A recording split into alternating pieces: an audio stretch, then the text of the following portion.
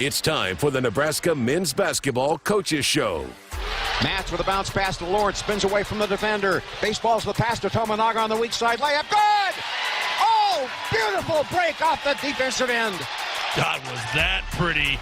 Lawrence on the other end lays it up. Shot blocked by Williams. Into the hands of Lawrence. The baseball pass and the jam.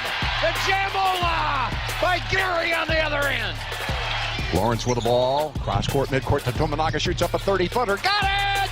Bang! Bang! A ring! Tominaga with a three. Across the timeline, Wiltshire in transition. And Lawrence fires the three. Got it! Bang! A ring! Lawrence with a three. Nebraska's sixth of the first half. Another CVA three. You're going to hear the end of the game here. The horn will sound. Nebraska with a 77-70 win over Michigan State. Back in form. Big time. Here's your host, Jessica Coody, on the Huskers Radio Network. Happy Monday, everybody. Welcome into our weekly Nebraska Men's Basketball Show. I'm Jessica Coody, and joining us for the next hour is assistant coach Nate Loenser, and the Huskers coming off a big win yesterday on Sunday afternoon, 77-70 over Michigan State. Bouncing back, getting back in the win column. You guys had to be proud of the effort and the way that your guys bounced back last night. Yeah, absolutely. It was, obviously, looking back at the whole week, obviously the Creighton game on Sunday, everything kind of started with that, and obviously we didn't play the way we wanted to. Up at Minnesota, our first true road test of the year, we really liked how the guys responded in the first half especially, and to Minnesota's credit, they adjusted, they played better in the second half, and we didn't exactly answer the way we wanted to, and to the guys' credit, had a pretty direct film session and some direct practices with our guys the next couple days in preparation. I thought our guys were locked in. Talked a little bit about leaders leading and guys stepping up, and it was good to see because obviously, it's always easy to kind of look inwardly at your own team and things like that, but when it comes to conference play too, like Michigan State, who's a top 4 team in the country preseason, and had Arizona down with under 3 minutes to go pretty much a week ago, and had just lost a tough contest as well. For them to be coming into Pinnacle Bank and coming to Lincoln, you had 2 pretty desperate teams already in December, and for our guys to show the character that they did and ultimately come out with a win just says a lot about the guys and the direction we hope we're headed in. When you say you dove into the film and really took a hard look at that, what are some of the things that you guys point out to guys? How do you go about diving into that and making improvements from just watching the film? Yeah, I think, guys learn different ways. Mm-hmm. Teachers teach different ways too. There's always ways to correct, but there's the old adage when it comes to film, the film never lies. And sometimes in the heat of the moment, whether you're a player or a coach, you see things a certain way, and there's flashes throughout the game, but that's why it's important to go back and watch the game and make sure, you take the emotion out of it and truly see what actually happened. Some people say there's 3 sides, right? There's one side, the other side, and then there's a truth. And the film, pointed out some things that, we've talked about and we've been working on. And maybe in a few of the preseason games, didn't hurt us as much, but when you're going on the road in the Big Ten and things like that, some things that we needed to shore up, we looked at and we addressed. And like I said, to the guys' credit, they took and they worked on the practice court, and it was just good to see those things translate on the court. 402-413-2400 if you want to be a part of the show tonight on our Woodhouse Auto Family hotline. Woodhouse Auto Family is your trusted auto partner with 20 brands and 20 convenient sales and service locations. We're making car buying on your times. Visit us online at woodhouse.com. Coach, after the game, Coach Hoiberg was talking about the second half, the start to the second half, and that you guys have been talking about that. What went into that start, getting out to the, I think, 11-2 run and taking the lead there right out of half? Yeah, it was something that obviously we addressed, like I said, in our film session. That was one of the things Coach was adamant on is putting together a full 40 minutes, and part of that is good or bad. Also being able to start the first half, start the second half, and it was good to see. Actually, we came out very first defensive possession of the first half and guarded them a full possession. They had multiple rotations in that first possession, and ultimately we got a steal by Jawan, and that led to a breakout, and I thought that helped set the tone. And at the end of the day, whether it's the start of the game, middle of the game, or the end of the game, the fundamentals and the habits that you build day to day in practice, those show up. And we have a saying: do it harder, do it longer. And our guys, and the first step to that is also know it, do it harder, do it longer. And now with some of our younger guys or new guys, now we're 10 games into the season, they're starting to pick up what those habits are. They're seeing things sooner. They're anticipating better rather than reacting, and also understanding just the focus that you have to execute. And like I said, Coach emphasized it, and we talked about it at halftime, and to the guys' credit, they came out and executed it. Coach also mentioned the communication in the huddles and how good it was, said it was the best all year. What did that look like? How did that sound? Why was it the best all year, the communication in the huddles? Yeah, this is one of the things, Coach and I have been together for so long. One of the things that just happens in general with our huddles is I usually go into the huddle first and talk about our defensive coverages, make sure everybody's on the same page, things like that. And Coach Hoiberg is usually putting together whatever the adjustments they're making offensively and things like that, and meeting with the staff from there. And then that's when he usually comes in and kind of tops off the rest of the huddles. So I get a chance personally, first and foremost, to see, the dialogue, and when everything's kind of raw coming off of the last play or the last possession or whatever's going on, whether it's good, bad, or otherwise. And, going from Creighton to Minnesota to the Michigan State game, I felt like in Minnesota there was an element of talking, but guys, especially in the second half, there was talking, but there wasn't as much communication. And it was neat to see, especially on Sunday, because, Michigan State didn't lay down in any stretch, and Tyson Walker hit some huge shots late and things like that. And just like any Big Ten basketball game, there's going to be ups and downs, and there's emotions and guys coming in and out of the game. And there were times in the huddle where instead of maybe directing like we had to do, especially early in the season, guys started to echo and talk about the things we had been talking about in practice and taking some ownership and leadership, which ultimately, coach-led but player-driven. Mm-hmm. And we need to build on that. We need to continue to build on that. And Coach saw it, I saw it, we saw it, and hopefully that gives the guys more and more confidence to know that, hey, and it doesn't always have to be sometimes it's positive, sometimes it's direct. That looks a lot of different ways in a competitive basketball game. But I really felt like the guys were communicating. They stuck together for a 40-minute game, and it was kind of neat to see. You mentioned Tyson Walker, and obviously he's a load to take on defensively.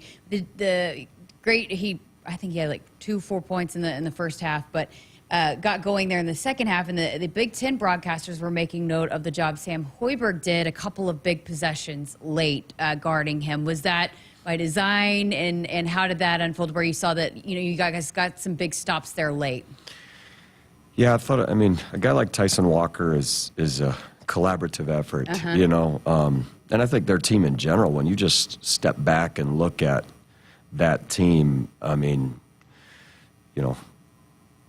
really 4 or 5 starters, and Malik Hall I consider a starter as well. So that team has a lot of experience, and that backcourt has a lot of experience. That team has won a lot of games. They beat us twice last year, and to your point, Michigan State made 12 threes in the second half against us last year, which is hard to do anywhere. And Tyson was a big part of that. So we knew what he was capable of. I thought Jamarcus actually did a good job, especially early on him. And to your point, Sam's not afraid of the moment. Sam actually, there's in that game last year, there was, of those 12 threes, there was some that, you kind of tip your hat to. Mm-hmm. And Sam had a contest on him late in the game that we showed the team as a reminder, and not that Sam needed any sort of reminder as well, but just of what he was capable of, and that we couldn't relax on him. And I thought we did a pretty good job, other than those 3 possessions where he did get going. But to Sam's credit, we talk about we don't want to score like that, getting hot, because they're hard to shut off. And Sam's contest, especially late, was huge. It was critical, and he made him work for every basket down the stretch.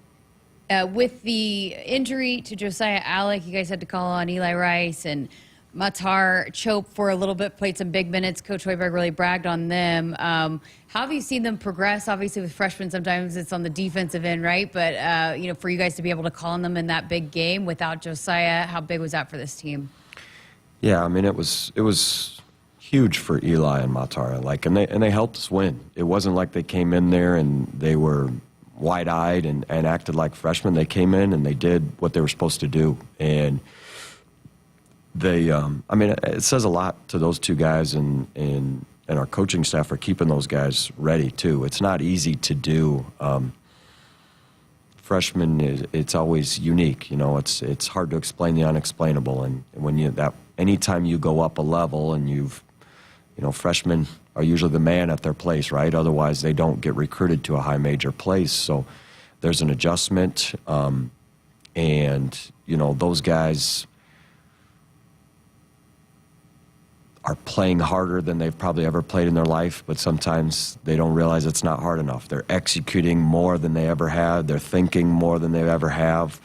But the gap and the learning curve, sometimes can seem steep. And for those guys to continue to stay with it, for our coaching staff to continue to kind of tutor and mentor them, and you just never know when your number is going to be called. And to your point, Josiah, goes down. Those 2 have stayed sharp, whether it be on the scout team or their individual workouts.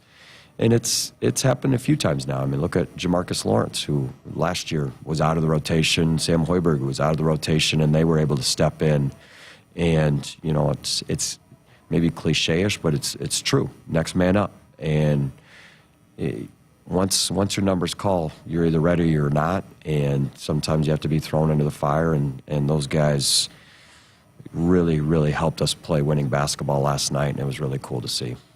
Juwan Gary finishes with 20 points, was great on the offensive end, but you're the defensive guy, and he's obviously a pretty good defender as well. What makes him so good on the defensive end?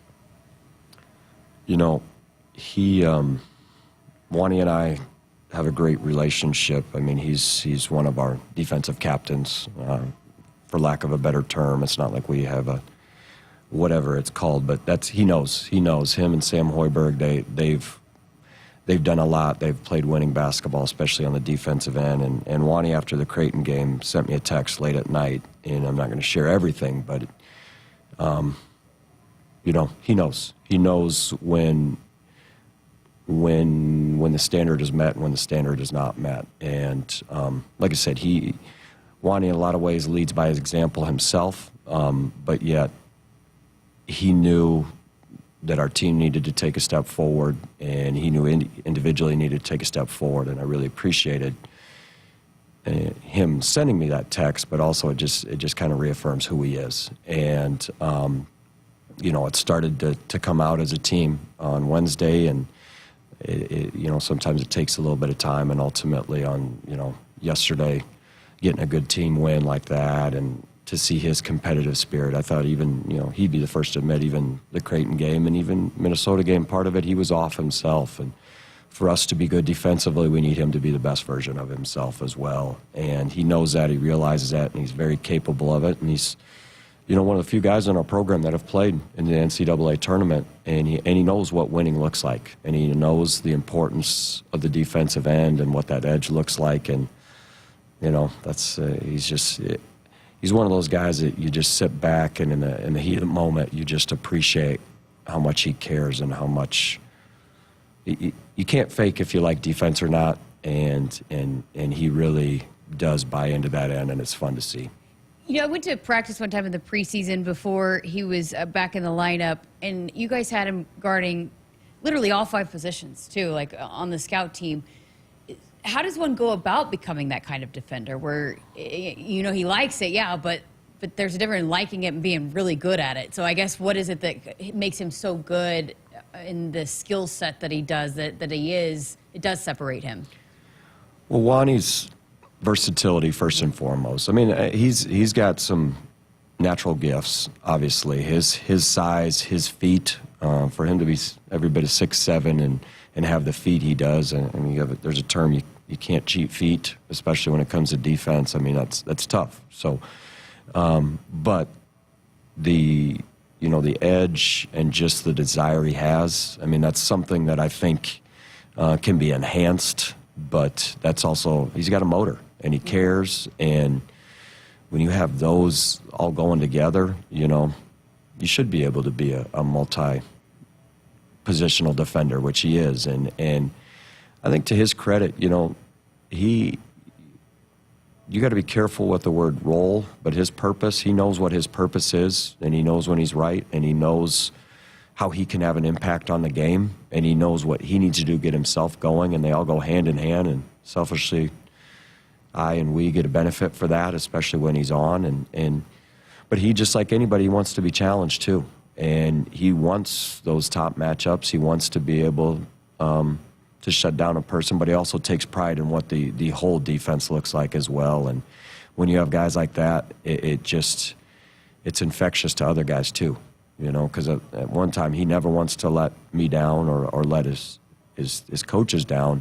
But then what also starts to happen is his teammates don't want to let him down too, because they see him raising the standard and the level of play, and it's hard to, it's good peer pressure that way, and we got to have guys like that, and we're just very thankful for him. That's awesome. One of my favorite plays last night was when, I mean, he's obviously feeling it on the offensive end, and then he kind of got banged up a little bit, but he hustles back, gets a big block on the other end. I feel like that, to me, is, yeah, a lot of players might say, oh, it's my night on the offensive end, but he obviously never lets up on the defensive end either, huh? Yeah, we talk, Respect 94 is a huge part of what we do in our program, and especially defensively. And, you know, he knows when you step on those lines, there's a standard that needs to be met, and he knows how to play, and he doesn't let his inhibitions get in the way. And it's as simple as that. You know, you're going to make mistakes, especially a guy like him. And I mean, I was talking to Manuel Bandamel a little bit about some of this stuff too, who's obviously near and dear to my heart. But like, you're going to make some mistakes when you're playing that hard. You can't be afraid to make mistakes. But at the end of the day, if you keep playing, you play through the whistle, you play the right way, things like that, you respect the game respects you back. And then ultimately you're in the right places, and you make that chase down block, or you get that steal that flips it. And like I said, he's, you know, Jamarcus, first play the second half, we talk about playing with our hands. He forces a looping pass. Jawan's in the right place, and he can get a steal that leads to a dunk, and that can really get things going. But just believing and playing the right way, good things happen. Awesome, good stuff. All right, we got to work in our first break here on our Nebraska men's basketball show with assistant coach Nate Loenser. Again, 402-413-2400 if you want to be a part of the show. Contact 811 2 days before you dig to protect your underground utilities and yourself. It's free, it's easy, it's the law. We're back with more coming up after this. I'm Tom Osborne, former football coach and founder of the Teammates Mentoring Program. I'm recruiting for the team, and I want it to be the finest team in America. I'm looking for someone like you to be a teammate's mentor, someone who is willing to reach out to a child and make a difference. Meeting with a student once a week at school can make an impact in their life and in the community. We want you to join our team. Go to teammates.org to apply today. Both Farmers and Division I athletes are alike in that every year, every season presents a new opportunity. That is nothing new. Aurora Cooperative does what they always do, embrace new opportunities. They focus on their roots and continue to stand strong with their farmer owners. These core beliefs are much like those of committed Husker athletes. Aurora Cooperatives relies on their value of a strong work ethic to get any job done for their producers. When you choose Aurora Cooperative, you're choosing a winning team that's dedicated to the success of our local farmers. Go Big Red and go Aurora Cooperative. Hit us up on the text line. Text 402-413-2400 with your Husker thoughts. Blue Cross and Blue Shield of Nebraska exists to be there with you. They are rooting for the schools and teachers who make our communities great. That's why Blue Cross and Blue Shield of Nebraska is proud to sponsor Touchdowns for Teachers and ask Husker fans to nominate outstanding educators who help Nebraska students reach their potential. If there's a teacher you want to recognize for the impact they've made in your community, find a nomination form at huskers.com/touchdowns-for-teachers. Farmers, ensure your engines have the power and performance to get the job done. Central Valley Ag can help with Ruby Fieldmaster Diesel. With 4.5% more power and up to 5% better fuel economy, you can be sure your equipment is running on the best fuel. Register to win 500 gallons of Ruby Diesel when you contract 500 gallons or more. Enter to win at cvacoop.com. Our planet is hungry. Together, we feed it. There's room at the table. Central Valley Ag, the official co-op of Husker Nation. As a fan, you wear your jersey on your back and your heart on your sleeve. There's a place for people like you. The Cox Fan Zone. Play NFL Pick'em and Collegiate Pick'em for a chance to win a $100 Visa gift card each week, or even a $500 Visa gift card grand prize. Hey, Husker fans, this is Greg Sharpe. Say Fan Zone in your Contour voice remote to play. Not at home? Visit cox.com/fanzone. Go Big Red. Husker fans, this Thursday, your number one ranked Husker volleyball team is set to face Pittsburgh in the Final Four of the NCAA tournament. Your postseason coverage is presented by John Henry's, the official plumbing, HVAC, and electrical partner of Nebraska Athletics, bringing you all the action on the Husker Radio Network. Broadcast coverage starts on Thursday at 5 with first serve at 6. Listen online or on the air. Go Big Red! It's time to light up the season during the Make the Holidays Bright sales event. Get our best offers and choose from a huge selection of Ford F-150 trucks with the capability, convenience, and technology to help bring us together. Wow. Discover how Ford F-150 can make the holidays bright. Now, get a new 2023 Ford F-150 with 2.9% financing for 72 months. Only at your Midwest Ford dealers. When you're clocking out and happy hour's already started. But you're clocking out and happy hour's already started. The choice to enjoy is easy. Bud Light. Easy to drink, easy to enjoy. Pick up Bud Light at your local convenience store today. Enjoy responsibly. Anheuser-Busch Bud Light Beer, St. Louis, Missouri.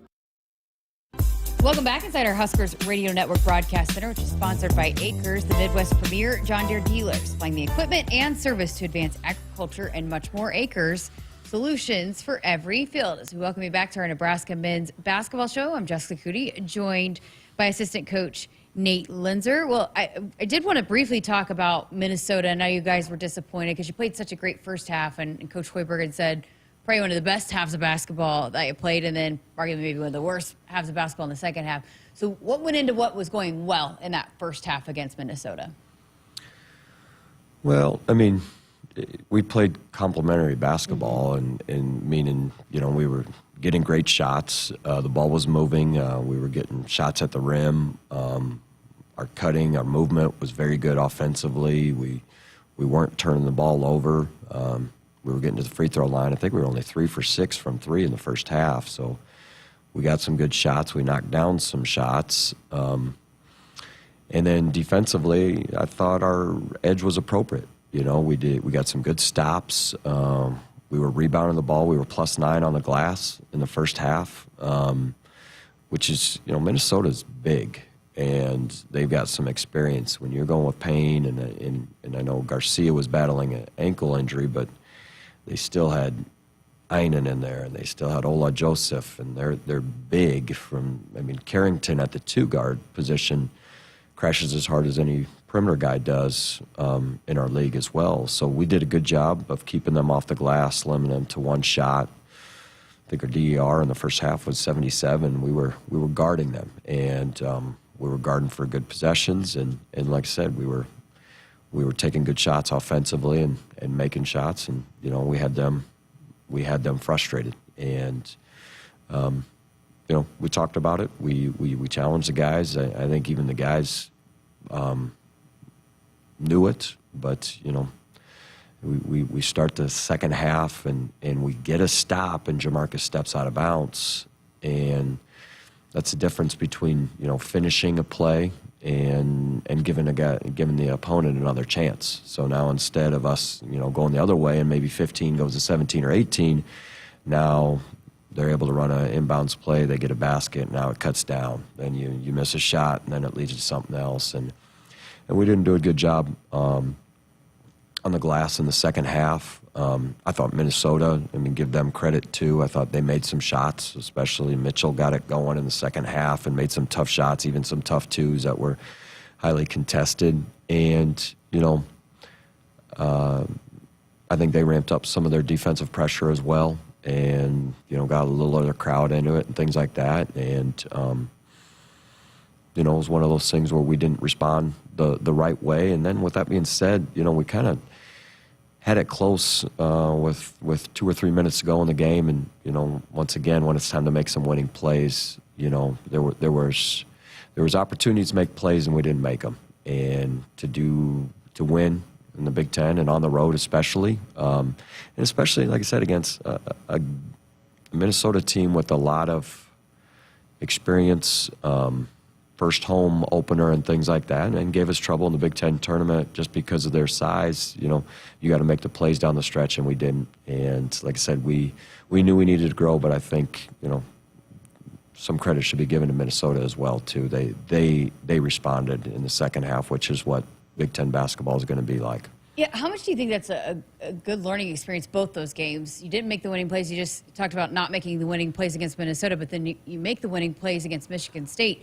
And you're working in a lot of guys that, yes, they have played a lot of basketball, but they haven't experienced the Big Ten much. And so just figuring out how to win some of these tough, really physical battles that is just kind of a grind in the Big Ten, how much can that be a learning experience here over these last couple of games? Yeah, absolutely. I think just in general, what our team got to go through last week from Creighton to Minnesota to Michigan State. We did not. Minnesota was our first true road test all year. We had one neutral court. That was our first road game, and it happened to be a Big Ten road game. And the Creighton game, even the Michigan State game, like Rink and Bryce and Josiah before. They had not been in those situations. They had been very good, more at like a mid-major setting, and maybe had played in some high-major games. But to be, eye to eye and toe to toe with those, it still is different. I'll never forget talking to Sam Griesel last year that after the St. John's game and even the Memphis game, those first couple games when you're playing those high-major games, and it is an adjustment. And to his credit, obviously, nobody remembers that part of the season and that part of the journey. And you look at what Rink and even Bryce. Bryce had a great first half. In the second half, he struggled against Minnesota, right? Bryce played fine in the first half and played some great basketball in the second half. Rink, I thought, yesterday versus Michigan State was much more effective than in the Creighton game and things like that. So all these guys are going to continue to get their footing, and that's without talking about guys like Jamarcus that need to get more and more reps. And you brought it up, Eli and Matar, and just on down the line. These guys will keep fighting. I like the character of our group. I know we do as well, and it was good to see them experience some success on Sunday. For a guy like Casey Tominaga, who you know what he can do on the offensive end, he has a uncharacteristic night, struggled at Minnesota, and then the way he bounced back. How do you guys approach, as a coaching staff, those conversations with him? Or is it more so he knows and, hey, keep shooting, that confidence is obviously still going to be there, but just kind of in responding and bouncing back, what goes into that type of performance? You know, Casey is infectious. Casey cares. He loves Nebraska. He loves playing basketball. I challenged Casey a little bit this week too, and Casey is always going to be, 1A on a scouting report for the other team, but defensively he knows his limitations. He knows what he needs to work on. Part of the whole thing coming back and all that is to continue to work on his game, and at least when it comes to me, I'm able to shoot him pretty straight too with where he's at, and he's a guy that he knows he gets a rebound, I'm going to be the first to celebrate with him. He takes a charge, he blocks out, he makes a good defensive assignment, that I'm going to be his biggest advocate, but he also knows that when he makes a mistake or he does a breakdown that he's going to hear from me too. And he, like our team, was challenged for some mistakes in the Minnesota game, and to his credit, I mean, he made some good defensive plays for us, and he's very capable of that. And he knows when he's on and he knows when he's not. And already had a film edit, for some of our guys and things like that. And Casey wants to please too, and he wants to please on the defensive end as well. He knows what he has to work on, and he takes coaching and being reminded the right way. And it was good to see. He mirrored our team. They all took some direct coaching this week, and it was good to see it pan out for all of our guys on Sunday. All right, got to get to another break here on our Nebraska men's basketball show. Dorothy Lynch Homestyle and Light and Lean Dressing, endless flavorabilities. We're back with more with Coach Loenser coming up after this.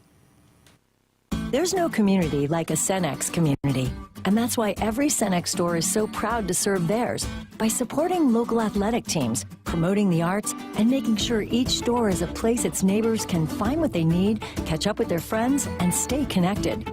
It's also why we give back, helping to make the wonderful places we call home the best they can be. Your local Cenex doesn't just work in your town, it lives there. The store next door, powered locally at Cenex. Husker fans, this Thursday, your number 1 ranked Husker volleyball team is set to face Pittsburgh in the Final Four of the NCAA tournament.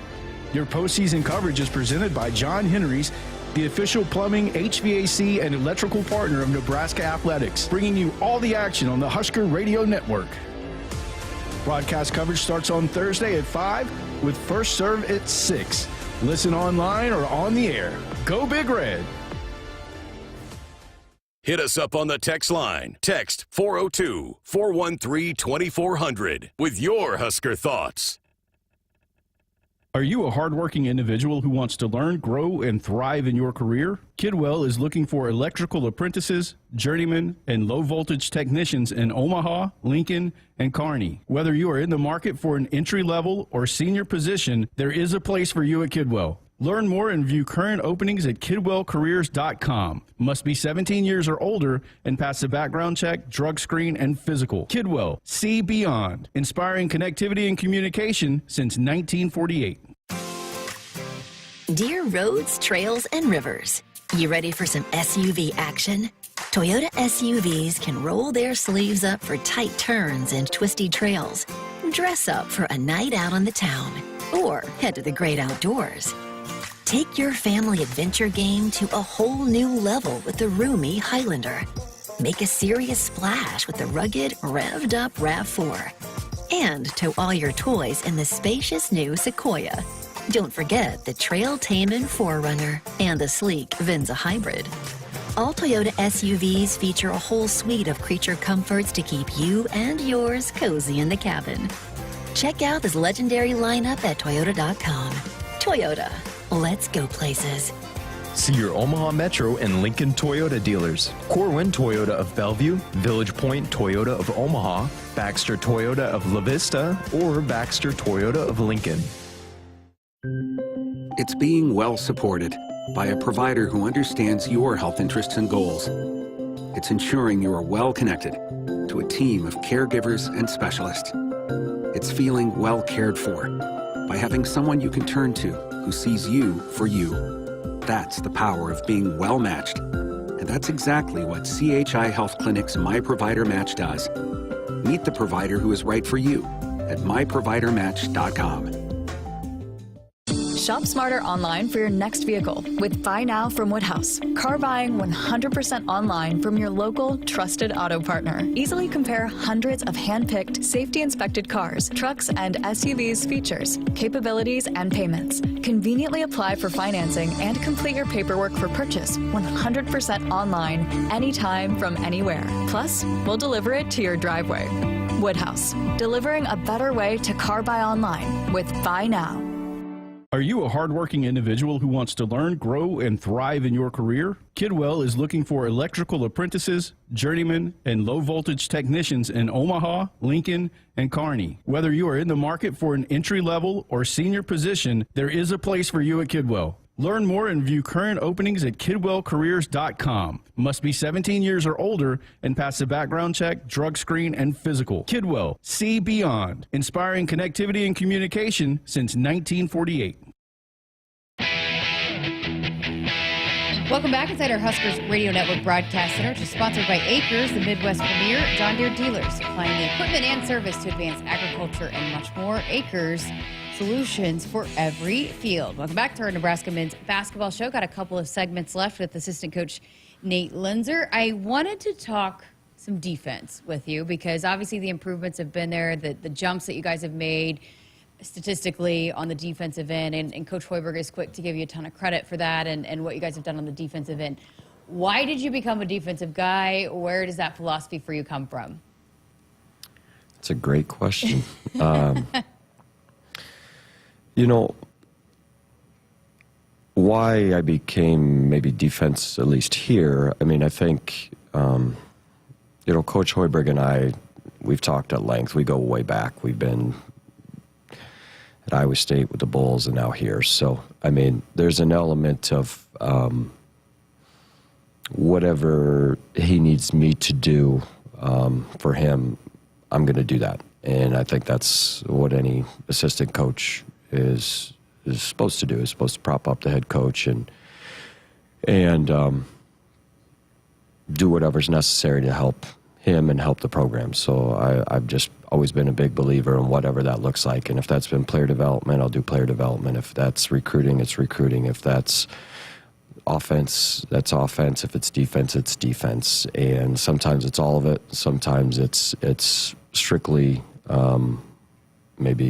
maybe it's a little more defined. And,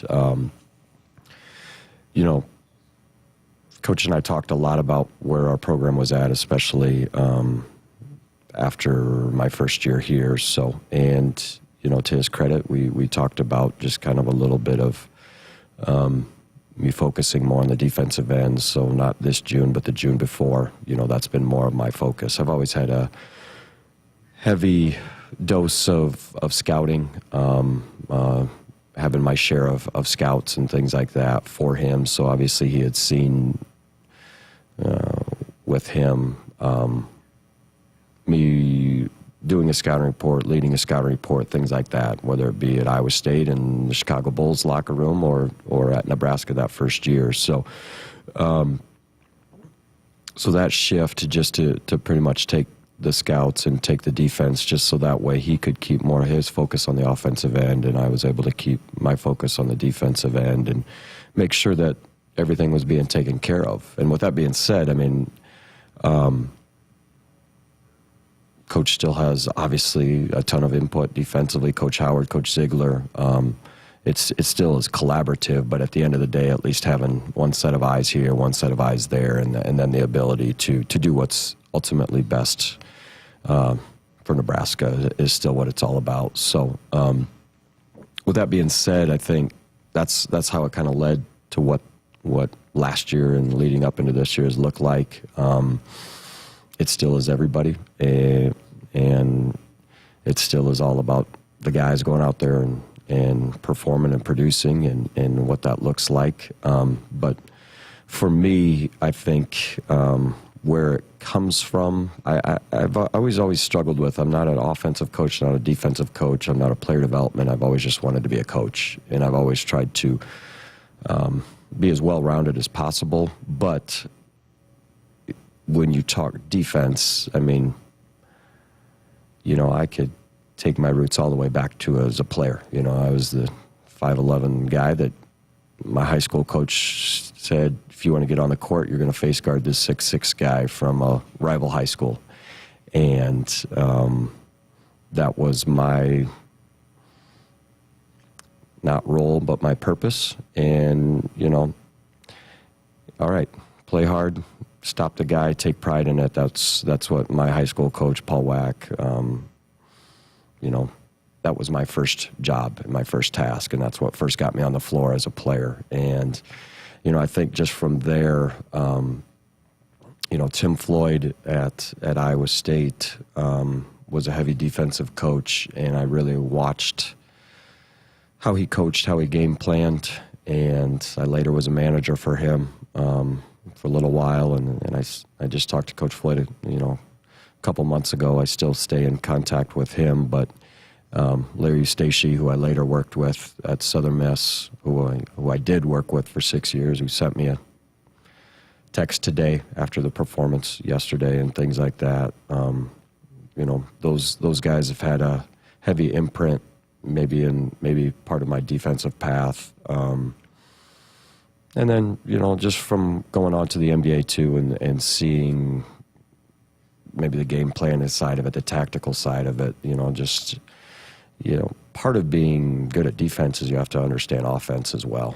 And my time with Coach Hoiberg at Iowa State, and especially locking into the offense with him, our last 2 years at Iowa State and even with the Bulls, I think helped me defensively as well. And now it's just a matter of trying to teach everything that I can to these guys, trying to get them to understand, the importance of what it looks like, good examples and bad examples. And one thing about defense is it's always a challenge, and you're either up for it or you're not. And I don't know, maybe that's an underdog role, maybe that's just part of the personality, but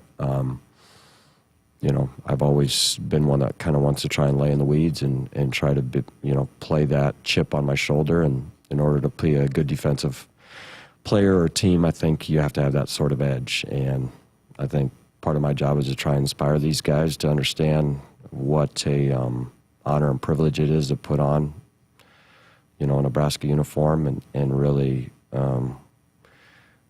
know what it means to leave that jersey in a better place. And that doesn't mean that it's always perfect and that there's a ton of room for growth for our team, and we've got a long ways to go, and it hasn't been perfect for some of our guys, but they're starting to figure out what it takes to play winning basketball in the Big Ten, and it was great to see some good examples yesterday.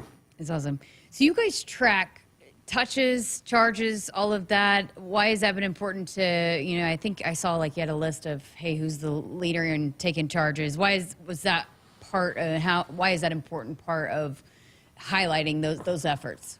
Yeah, just like anything, accountability is key. And you are what you emphasize. And it's just like anything, if you say it but you don't hold guys or people accountable, then it becomes lip service. And part of the teaching process is just to stay with, what the plan is and understand if we do this, we'll be successful. And if we don't, we leave it to chance, whether that's against a quality opponent or a referee or a situation or something like that. We control what we can control. And part of having those defensive goals is just keeping us centered and knowing where we're truly at, and whether it's, and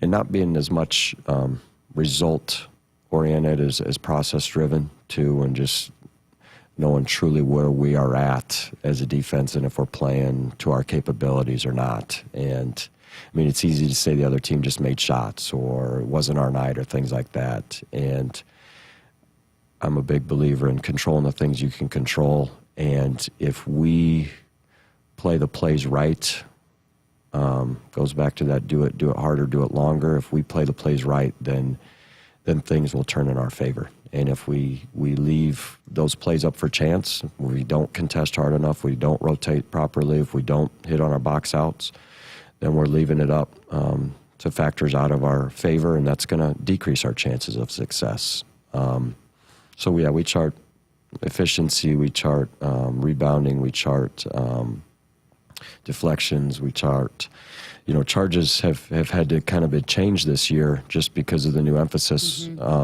in college basketball. So for us, getting a MIG stop, most important guy is what our MIG stands for, and being able to wall up and make the other team shoot through the goalposts, that's been a big emphasis because, they're not really rewarding charges as much in college basketball. So that's been an adjustment for some guys, and our guys have been better at it as well, and just seeing how all the parts fit together. And part of having, a basketball IQ, that's a big buzz term, toughness, basketball IQ, things like that. I think, you asked earlier about what does it take to be a good defender, what you want, but part of having a good basketball IQ is being willing to teach your guys not only the what, but why we do things a certain way.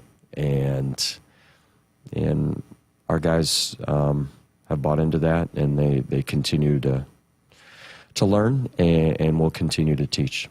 All right, got to work in our final break here and get to our final segment here with Nate Loenser. Keep it here on our Nebraska Men's Basketball Show.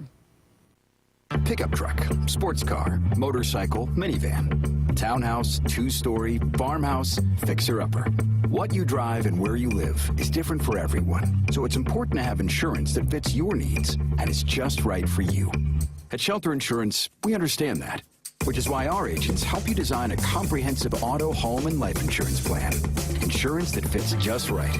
See Shelter Agent Natalie Kerr in Lincoln, Michael Reeves in Omaha, or Julie Null in Plattsmouth. Hi, this is Husker National Champion and Super Bowl champ Tony Veland. Throughout my football career, chiropractic care helped my athletic performance on the field and kept me in the game. Today, regular chiropractic care keeps me healthy and active to do the things I love. Chiropractic is safe and effective for all ages. Make chiropractic your first choice to reduce pain, improve your mobility, and feel better naturally. It works for me, and it can work for you too. Learn more at nebraska-chiropractic.org. Stay active with chiropractic. Hit us up on the text line. Text 402-413-2400 with your Husker thoughts.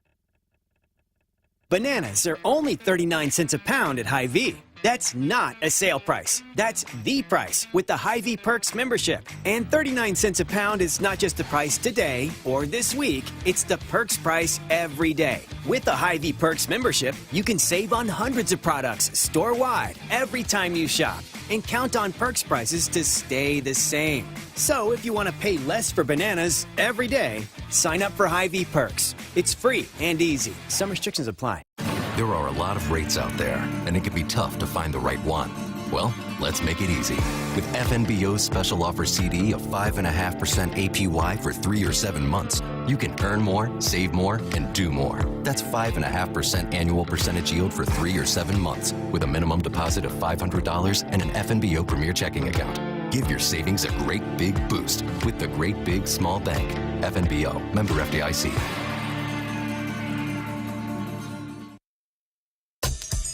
Woodhouse Auto Family is your trusted auto partner with 20 brands and 20 convenient sales and service locations. We're making car buying on your terms. Visit us online at woodhouse.com. 402-413-2400, the number to call. We got one final segment here with Nate Loenser. Then we'll have another full hour of Sports Nightly coming up from 7 o'clock to 8 o'clock. And Greg Sharpe is in studio. He's here, so we will be taking your calls and texts.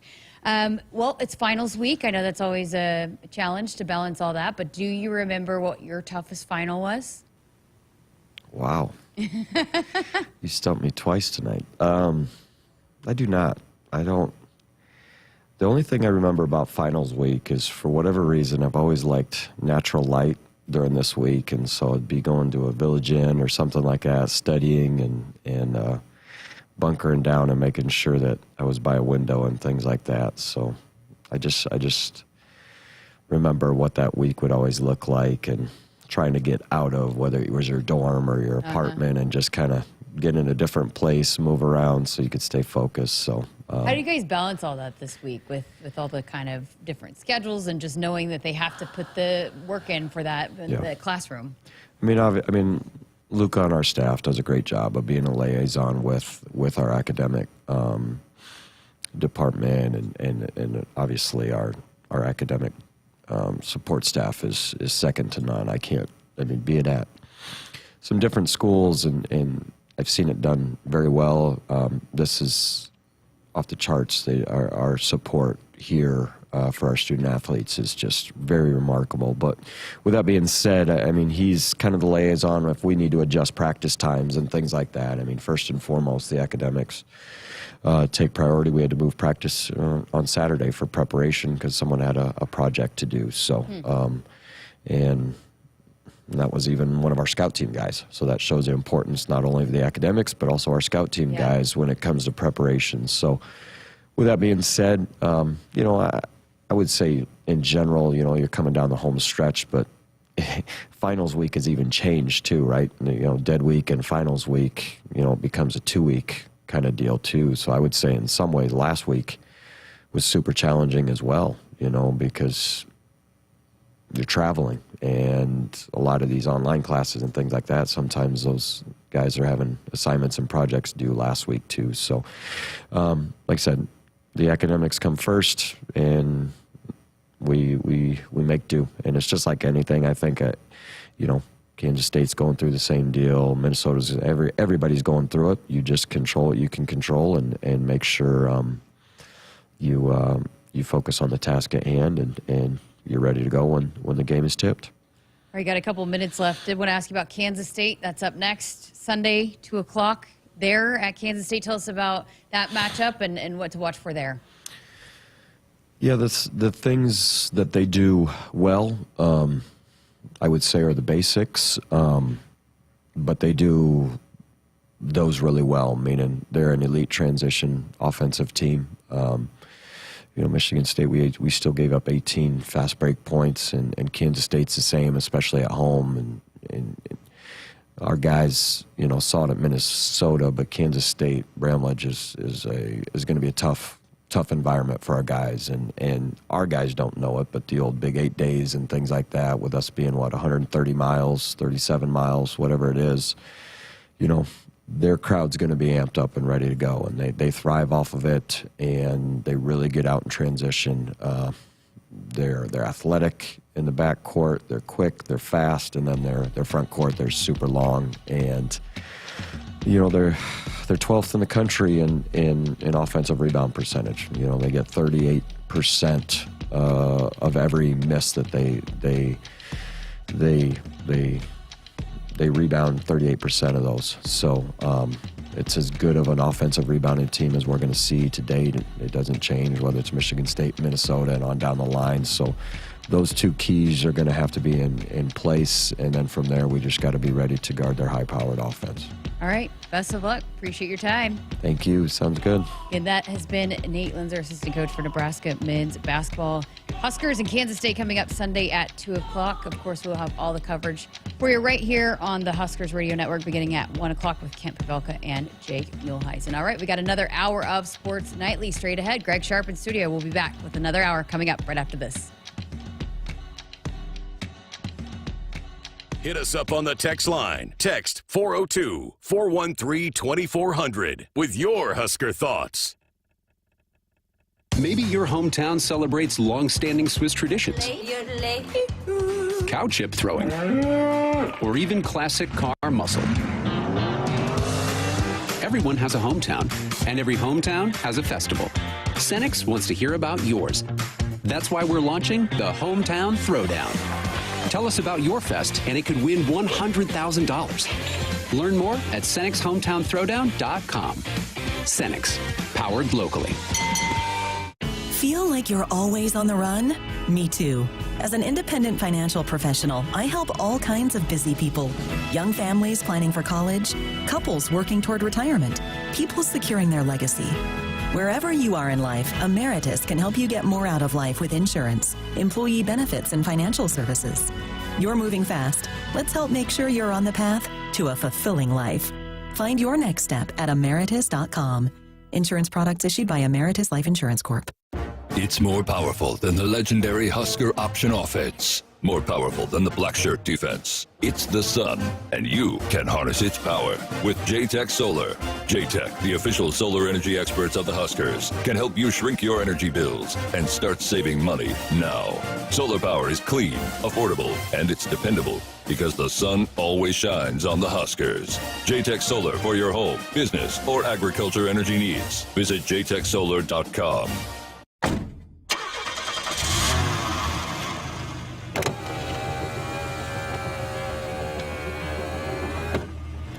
Did I forget something? No, just wanted to tell you I love you. Oh, don't forget to buckle up. Drive safe. I will. Love you too. Someone is counting on you to buckle up. Paid for by the NDOT Highway Safety Office.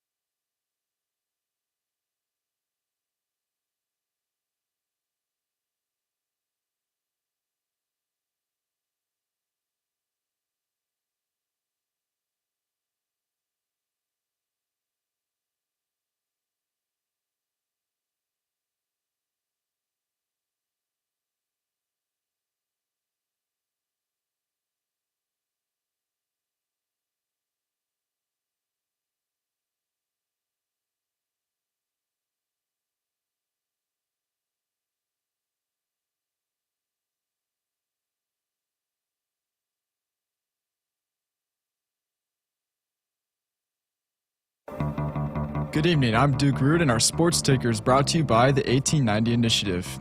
103 Nebraska student athletes earned fall academic All-Big Ten recognition today. The list includes 50 football players, 22 soccer players, 23 cross-country runners, and 8 volleyball players. 3 student athletes earned a 4.0 GPA, Aaliyah Hardy and McKenna Lovehog from cross-country, and Abby Vasic from soccer. There are 2 Monday Night Football games on tonight, the Packers against the Giants and the Dolphins hosting the Titans. Both games start at 7:15 on ABC and ESPN. There are 13 games on in the NBA tonight, including the Cavs at the Magic, Raptors versus the Knicks, Grizzlies hosting the Mavericks, Nuggets at the Hawks, and the Los Angeles Clippers against the Portland Trail Blazers. Our sports ticker is sponsored by the 1890 Initiative. Do you want to support Husker student athletes through name, image, and likeness? If so, visit 1890nebraska.com. Coming up next is Hour 2 of Sports Nightly right here on the Huskers Radio Network. Coming to you live from Memorial Stadium, it's Sports Nightly. All the Huskers, all the time. Sports Nightly is presented to you by the NDOT Highway Safety Office, who remind you to buckle up and put the phone down. Lexi Rodriguez sails the serve. Oh, pass by head over that shot back by Jackson. Off the block control by Arkansas. Outside set, swing by head, blocked. Set the big red. Marcus comes right, of a hesitation move off the screen from Mast, draws a double, kicks it to Mast, extra pass, Gary, extra pass, Eli Rice got the 3, 6 of those trios by Nebraska in the first half, 29-27. Served by Gillen, bad pass, Harper. Laney has to chase it down, bumps it front left. Harper's going to take a big rip, cross court, in! Wow! That's an All-American roll shot. Coming off the bounce on the left wing, still dribbling, passes out top. Jed Shelley for 3, you betcha! Huskers have the lead! Jed Shelley hits the 3! Here are your hosts, Greg Sharpe and Jessica Coody on the Huskers Radio Network. Cartwright again. Sends it towards Lexi. Oh, bad pass. Back to back by Lexi. Bumps it over to Alley. Swings cross court. Diving dig. Arkansas feeds back row. Gillen. Tip shot. Blocked back by Pick Allen. A serve by Gillen. Bad pass. Harper. Laney has to chase it down. Bumps it front left. Harper's going to take a big rip. Cross court. In. Wow. That's an All-American roll shot. Served by Bergen. This time she's passed. Left side tip shot ahead. And nice up by Bergen. Let's see if the Huskers can hold serve. Bumped over to Harper for the wrap. Tip. Blocked back. Controlled by Nebraska. Bergen now gives it to Merritt on the right. Swings kill. Served by Bergen. Good pass. Gillen. Long shoots at Taylor Head. Blocked back. Covered again. Arkansas. Again Taylor Head. Left pin. Swings. Stopped. Point Nebraska. 3 in a row. 12-9. Arkansas. And here they come. 8,600 strong. Lexi Rodriguez sails the serve. Oh, pass by head over that shot back by Jackson. Off the block control by Arkansas. Outside set, swing by head, blocked. Set the big red. Merritt Basin with a big block. Arkansas scatters, sets up the offense, long shoot set, tip shot by head, and beautiful pancake, bring up the spatula. Laney Choboy, second contact goes over the net, shot back by Hogue, and Harper Murray blocks her. Here come the Razorbacks, bumping over the left, Gillen, she's stopped. Rick Allen, block number 11. For the Team 16. They're body bumping in Lincoln. Jada Lawson. Line drive serve. Out of bounds. We're done. Hello, Tampa. They did it. Call the grandkids. Nebraska takes the Lincoln Regional. And the Huskers are back where they belong. The Final Four. Number 17 in program history. A service error brings down Gallon, Arkansas. And your Huskers are still dancing. Oh, what a Saturday night at the Bob was the Huskers defeated the Arkansas Razorbacks and stay alive in the NCAA tournament. They'll now face the Pitt Panthers Thursday night in Tampa. Welcome to a Monday night Sports Nightly here on the Huskers Radio Network. Hope you enjoyed last hour with Nate Loenser. What a weekend. I think Husker fans may just now be kind of getting their voices back from screaming and yelling like they did Saturday night. That was a cool scene, and congratulations to John Cook, the staff, that entire team. What a run they've had so far. Oh, absolutely. And it's just been, it's not like you know exactly what's going to happen, and it's happened the same all along the way. Like, just meaning like the way that they respond in certain situations. The first set was a battle, and then they just have done so many special things, and it's just hard to count. And here we are. We started with the stadium match, and now they've punched the ticket to the Final Four. And it's just been, gosh, what a special season. And, you know, there comes a time throughout your broadcasting career as covering sports that certain teams are just really special. And this is no doubt one of those teams, just all the little things along the way of the different storylines, the way that they've won, the battles that they fought through. And you know, Jaylen Reyes said it in his postgame, and Lauren West, we had her in studio today, she talked about that a lot of times. And Lindsey Peterson actually brought this up too on the dig last week about a lot of times it's harder to play in those regional semifinals and finals matches and that the pressure and dealing with that than it is in the Final Four. Yeah. So, you know, I think now the pressure's off and now they can go have fun and enjoy it. But man, it just wouldn't, the story wouldn't end how it was supposed to unless this team was going to the Final Four. Agreed. And I was thinking about this today. I'm like, how surprising is it? I mean, maybe around here we're not. There's no seniors on this team. How incredible of a job by this coaching staff to guide all these youngsters to this level. I mean, it's just amazing. You're not supposed to be able to do that without great senior leadership. Yeah, but I think you have a lot of players, and I believe you and I had this conversation last week about kind of Lexi and Merritt are like seniors. They are. And the way that they lead, but these freshmen are just, they're so elite, they're so talented, they're competitive, and so they've just risen to the challenge every step along the way. I think maybe going into the season, we knew the team was talented, but and I think every coach that has come up here or we've talked to has said, yeah, I'm not sure we would have guessed that this is how the season would have gone. But I do think there were a couple of stops along the way. I think the Stanford match started to see, okay, this team might be pretty special.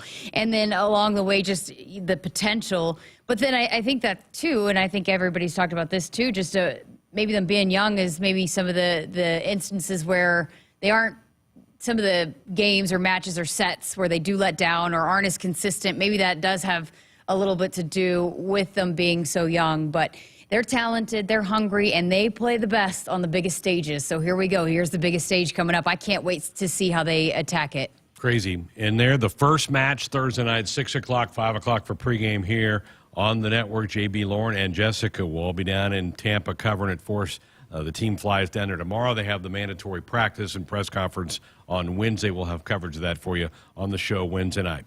Jessica, there may not be a more crazy period of the year than the 3 weeks of December for college football.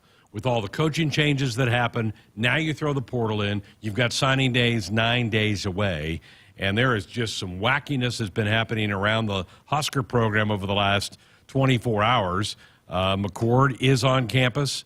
He's been spotted around town today. The Ohio State quarterback is here for his official visit and look-see at the Nebraska program. A lot of signs point that Nebraska's in pretty good shape. A lot of the recruiting sites have projected him to become a Cornhusker. And then within just the last couple of hours, a lot of news revolving around Dylan Raiola, the son of Dom, the former Husker center, the nephew of Donovan Raiola, Nebraska's offensive line coach, who, by the way, congratulations, he's getting a new contract.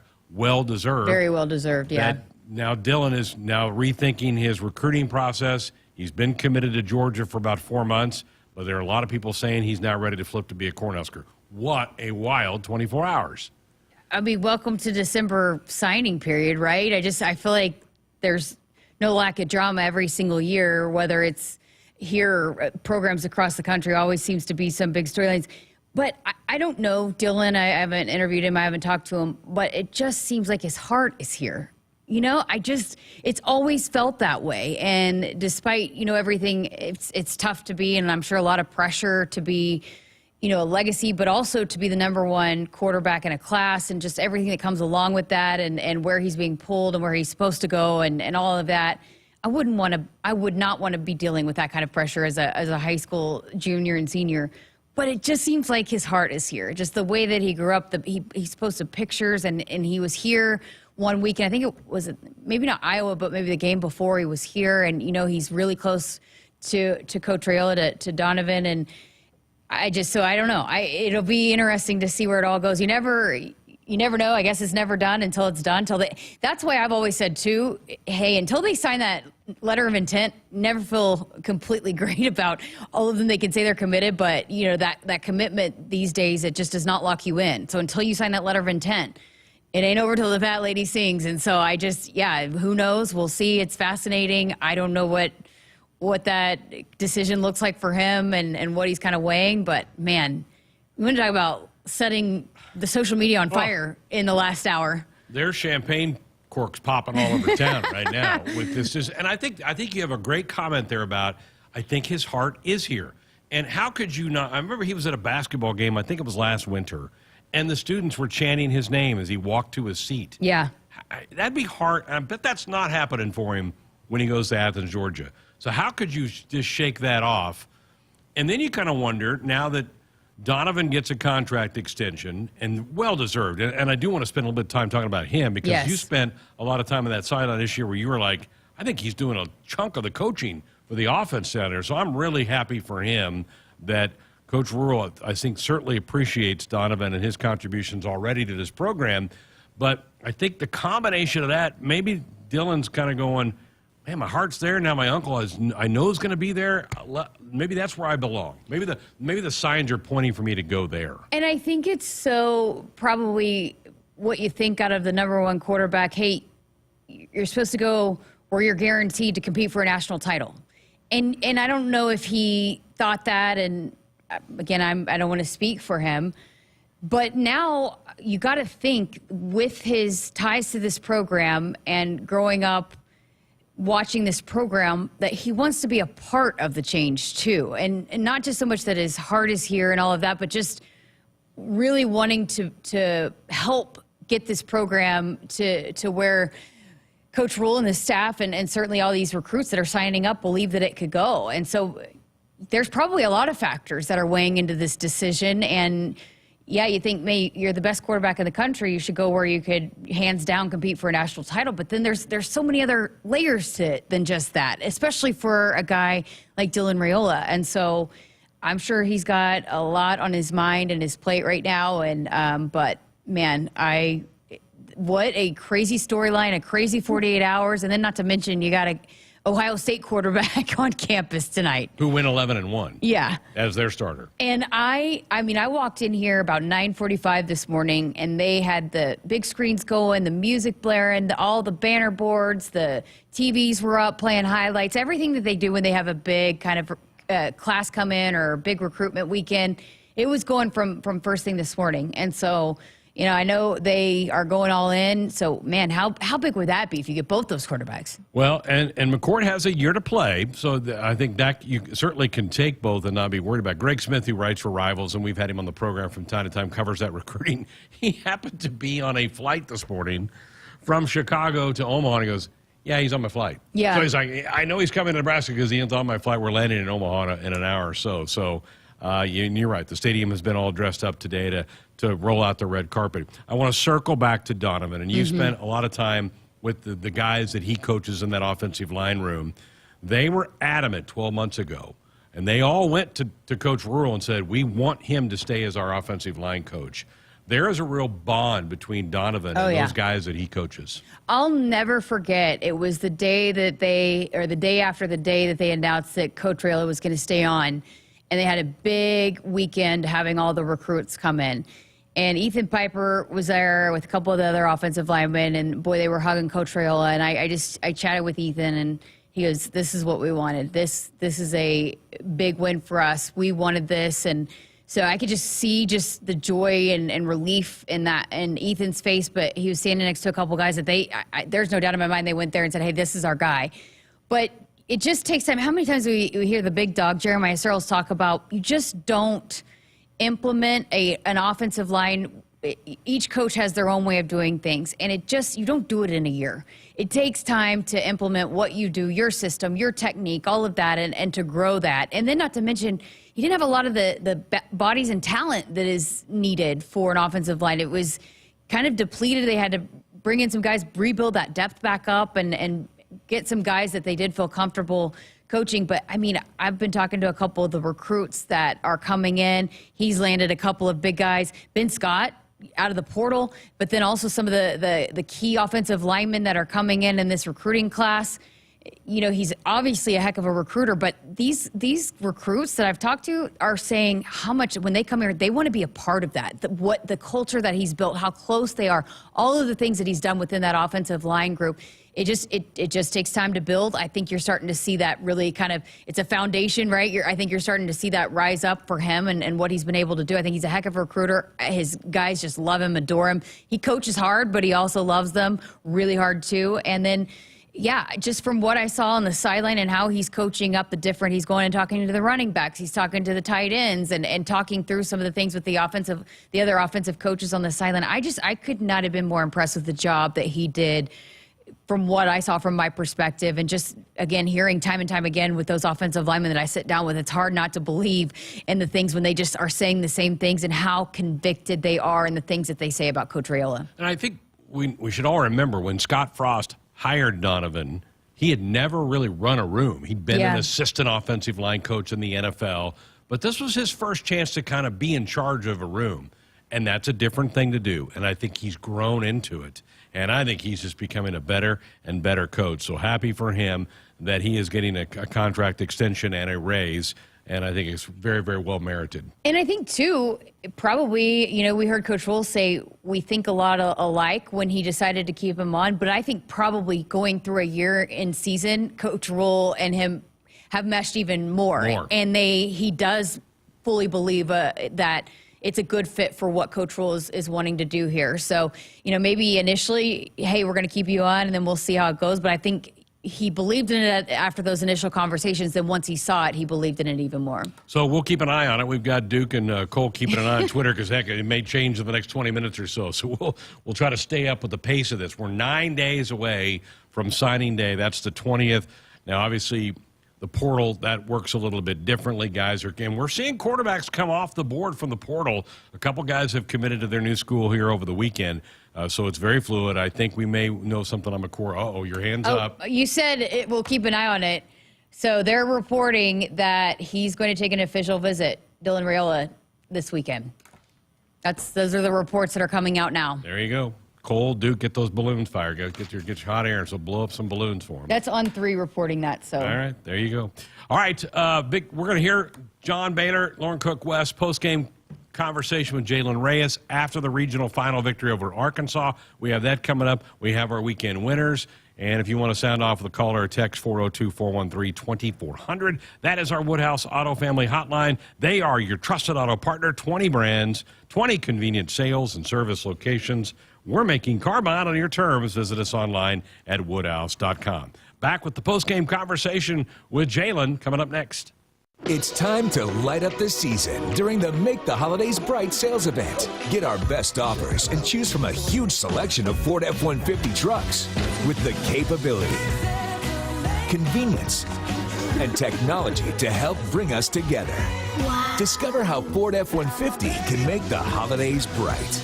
Now, get a new 2023 Ford F-150 with 2.9% financing for 72 months. Only at your Midwest Ford dealers. It's time for some Nebraska farm facts. Want to know a fast way to rev up our Nebraska economy while helping the planet? It's right in your tank. When you fill up with clean soy-based biodiesel, you're increasing Nebraska biodiesel production while reducing greenhouse gases by up to 74%. So look for biodiesel where you fill up. It benefits our air, our economy, and our farmers. This message is brought to you by Nebraska soybean farmers, growing opportunity from the ground up. Hit us up on the text line. Text 402-413-2400 with your Husker thoughts. Dear roads, trails, and rivers, you ready for some SUV action? Toyota SUVs can roll their sleeves up for tight turns and twisty trails. Dress up for a night out on the town or head to the great outdoors. Take your family adventure game to a whole new level with the roomy Highlander. Make a serious splash with the rugged, revved-up RAV4. And tow all your toys in the spacious new Sequoia. Don't forget the trail-taming 4Runner and the sleek Venza Hybrid. All Toyota SUVs feature a whole suite of creature comforts to keep you and yours cozy in the cabin. Check out this legendary lineup at Toyota.com. Toyota. Let's go places. See your Omaha Metro and Lincoln Toyota dealers. Corwin Toyota of Bellevue, Village Point Toyota of Omaha, Baxter Toyota of La Vista, or Baxter Toyota of Lincoln. It's time for another round of Nebraska Farm Facts. If there's one thing Nebraska's known for, it's our beef. And Nebraska soybeans feed a lot of them, and even more pigs and chickens.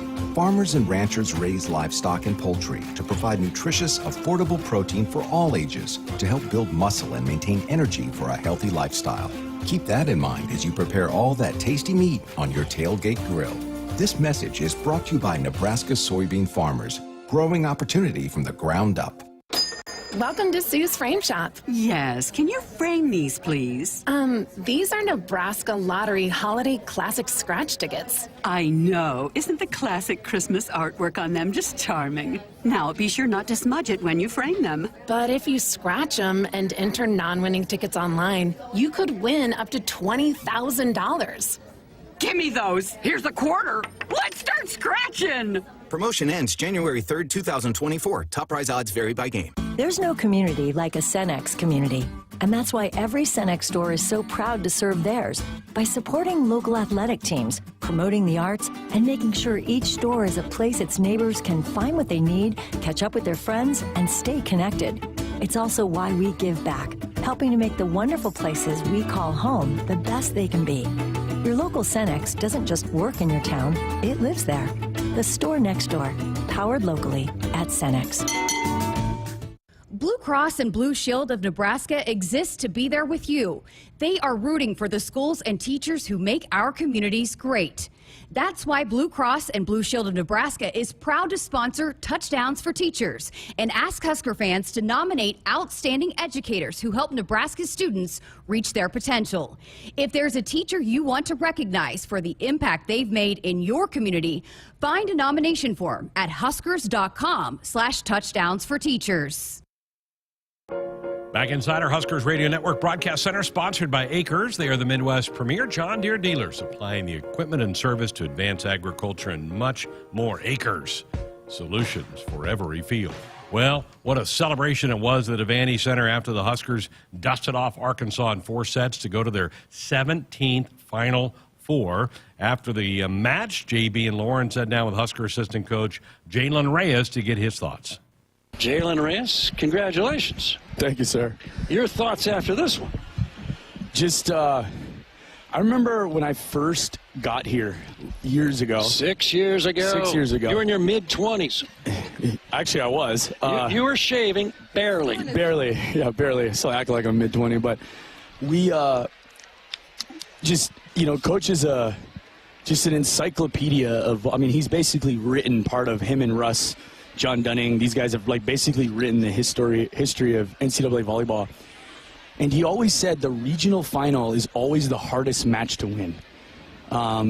We've won a couple, or 3 now since I've been here. And then for me, this one was the hardest one to degree 2 because it was at home. So it's like the regional final is the hardest one, especially when you have to host. Why? I think there's just this, like, where you're 1 match away, you spent all year working so hard to get to host it, and now it's like all year you work to get to this match and to have it in Devaney. And honestly, too, the regional final, you're playing a really good team no matter who it is. And just, I mean, I just feel like, I mean, literally in the 4th set, I remember hearing the first time Coach told me that when he was like, the regional final is the hardest matches I've coached in. And, you know, you think of a person who's won a bunch of national championships and played in a million Final Fours, you think, like, I remember I was like, what are you talking about, Coach? And just, that was like, for me, it was just out there where in the 4th set, it was just like, I can almost hear him, like, this is the hardest match to win, the hardest match to win. And, I mean, it was a great volleyball match. I think both teams probably wish they played a little cleaner, for sure. Like, if you looked at offensive stats, I mean, it wasn't our both best number, but just like how hard both teams played and competed. And I thought they did such a good job. I thought that staff, I mean, they were just training these kids, but also just the adjustments they made that when they spun the dial and went to row 5 in set 3, that just changed matchups. And sometimes just a change of scenery. It's not like, oh, we started playing worse because of the lineup change, but, just they changed something. And a lot of the times, honestly, in regional finals, coaches are afraid to do that because, hey, we've done this all year. Why would we change something now? Well, it wasn't really working for them, and they made a change, and shoot. I mean, they were a couple points away from pushing us to 5, and if you go to 5, you never know what happens. I heard another match went the other way, and match got pushed to 5, and I heard it went the other way earlier today. Husker fans very pleased it did not go to 5. I am too. I'm happy I'm getting to talk to you guys now and not in another 20 minutes. 11 Final Fours for Coach John Cook in 24 seasons. This will be the 17th trip for the program to the Final Four. Looking for victory, national championship number 6. Stanford leads the country with 9. Penn State second with 7. And now we see a lot of the Arkansas players emerging in tears on their red faces. Tell us about sets 1 and 4 and how much this crowd meant to the outcomes of those 2 sets. I mean, just the start of the match, like you could feel it in the start of the match, just like the electricity. I almost felt like we were a little thrown off by it, if I'm being honest, the way we played to start. I thought it was a lot of good Arkansas, too, if I'm being honest. But, yeah, I mean, we talk about here in Nebraska, like, people know volleyball here. You can tell the sign of a very well-educated volleyball fan base is when they can raise their energy in those big moments, in coming out of timeouts, in those situations where it's not like we need, we need to play, we need to have a DJ to play all this music to get them going. Like, they understand. Oh, yeah. One, I also just think they came in understanding this was the moment, and I think they understood that this was going to be a tough match to start and against a very good team. So it wasn't like they waited for us to okay, hey, we're gonna make noise if we come out flat. Like, no, the crowd was dialed in from warm-ups. What happened between 21-16 set 1 Arkansas and the end of set 3 when you had won pretty handily 2 consecutive sets? What did you change when you're down 21-16? Do you recall? No, I mean, there was a little bit of, I remember earlier in the day, just everyone's talked about the pace they play, especially to those 2 outside hitters. So fast.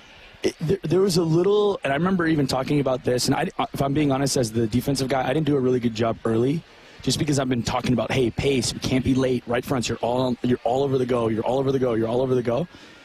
There was a little bit of me saying, like, hey, as a staff, we need to, it's one thing to prep it, it's one thing to watch it, but it's one thing to come out and play against it, and almost giving them, when I say them, the Huskers, giving the Huskers a set, like a half a set, to like really understand and like play against that pace, because we don't really play against that pace with that type of outside hitter and how dynamic both of them are. And it took us a little while to adjust. I actually thought we did a really good job adjusting. We just didn't kill some balls. So I thought we adjusted to the pace, and then we just started killing. Our offense kind of started get rolling halfway through the first. And was it passing? We didn't pass great to start. I think it was a little bit of passing.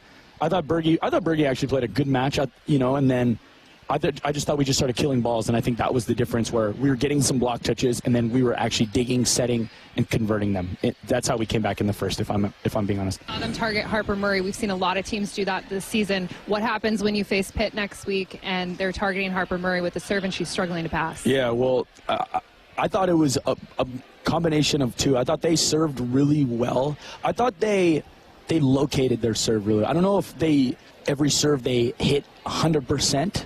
If I'm like in terms of pace, but I thought they did a really good job of, hey, when they wanted to put it over there, they got it over there, especially early. And then honestly, even in the 4th set, I thought they did a really good job of hitting the target. I think, we're asking a lot of Harper. I mean, just 6 rotations. You got to kill balls in the back row. I mean, the one thing about Nebraska is, like, when you play well, you get celebrated, but when you struggle at something, it's going to be nitpicked by a lot of people. Like, we talked about her serving all year, right? That's really improved. So it's just like, there's so many facets of the game that we ask her to do, and, one thing that I think we need her to do is just understand, like, hey, when she's not maybe doing something, she can pick us up in a different way, and I think that's one area that we can, as a staff, I think we can help her on is obviously keep working on her passing, but then one night it might be attacking, or one night it might be blocking, or one night just because she does so much for us. I feel like with her, it's just getting her to in the moment during the match, getting her to understand, hey, you're going to battle in the steals maybe we're struggling with, but then we're going to, hey, how are you going to help us? And I feel like she killed a bunch of balls in the fourth, especially out of the back row, which was huge. Big swings. Couple nice tips, a nice roll shot. The roll shot, the top spin was working. Oh, yeah. And then I thought she blocked really well. So, I mean, she didn't maybe have our best match passing, but I thought she did a really nice job of doing some other things to really help us win. But, yeah, that's a thing we definitely need to work on, is because teams are going to probably, they're going to serve Harper just because she's out there all the time. We saw this exposed Thursday, and then again tonight, tips and roll shots falling. Sometimes it's the block reaching back. Sometimes it's an off blocker coming to play it. Sometimes it's a wing digger. How do you fix all that before Thursday? Yeah, I think there's a little bit of just getting our eyes and positioning in the right space. The one thing I was worried about that we talked about was, we talked about speed affecting the block, but it also affects defense because the back row. Because whenever there's a certain type of ball that's set, there's some sort of the four diggers also make some sort of shift or adjustment based on where the ball is set. You don't got time. They also have less time. So everyone just looks at, to a degree, right? The first thing is if they set it fast, it affects the block, which is true, but it also affects the time that a digger might have, and then typically to the block. Sometimes, I think we've if I looked at the big picture, we're pretty good at like a regular tempo set. Blockers blocking, if it's tipped right on them, they come down and land play it. Just even them, like everything was super sped up tonight just because of the pace that Arkansas plays. And that's part of the reason why you play that fast, is because it causes all these, one, most teams don't do it, so it's hard to prep for. And then two, it throws everything off because you're just normal timing, normal tempo.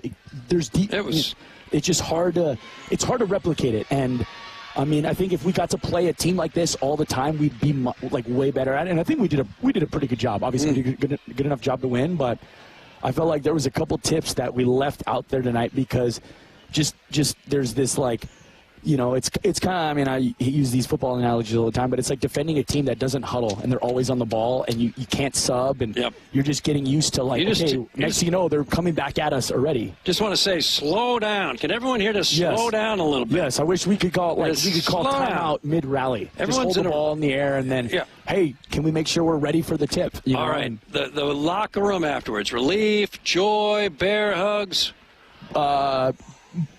Was Becca body bumping? Tell us about Becca in the locker room. Was she body bumping everybody? Yeah, Becca was like, was she jumping off walls? She like jumping into I think there was a little definitely relief, but like just joy and just emotion and just like it just it's really cool to play to do this with a group of I know we have some older players that have been to a Final Four.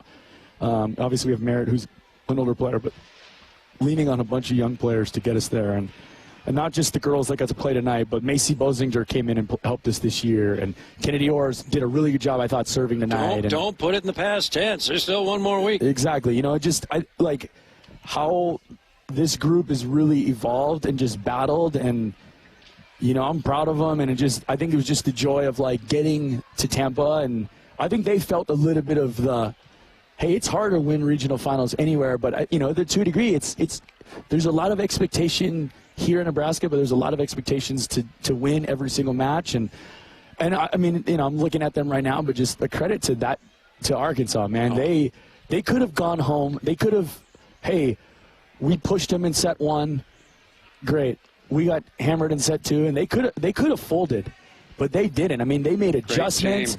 They kept playing well. I thought their setter played unbelievable tonight, and I'm not super familiar with them. I didn't really watch them a ton this year, so I'm not knowing exactly in terms of where their style of play is. I know I think they probably, if I talk to their staff, they probably made a few more hitting errors than they wanted to, but I mean, just impressive. I knew this was going to be hard, but man, this is a battle, and just whoever got to watch it, I thought learned a lot about volleyball. There's a bunch of different ways and a bunch of different size volleyball players you can have to have a really good volleyball team. And I think the country learned that, hey, height isn't everything in sports, and height isn't everything in volleyball, especially if you can control the ball, you can set the ball fast, and you have 3 elite arms on the pin. You can compete with anybody.